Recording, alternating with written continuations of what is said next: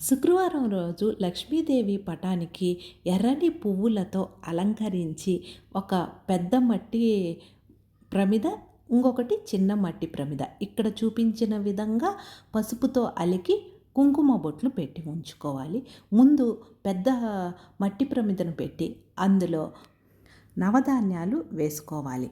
ఇలా చక్కగా సర్ది దీని మీద పసుపు కుంకుమతో అలంకరించి మరొక చిన్న మట్టి ప్రమిద ఉంది కదండి, అది పెట్టి దాని నిండుగా స్వచ్ఛమైన ఆవు నేతిని ఉంచి 2 ఒత్తులు కలిపి ఒక ఒత్తిగా తయారు చేసి ఏకహారతితో వెలిగించినటువంటి దీపానికి పువ్వులతో అలంకరించాలి. నవధాన్యాల మీద దీపం వెలిగించినట్లయితే ఆ ఇంట్లో ఎవరికైనా నవగ్రహ దోషాలు ఉంటే ఇట్టే తొలగిపోతాయి. ఇల్లు ఎప్పుడూ ప్రశాంతంగా కలకలలాడుతూ ఉంటుంది. ఇలా 5 వారాలు కానీ 9 వారాలు కానీ పెట్టవచ్చు.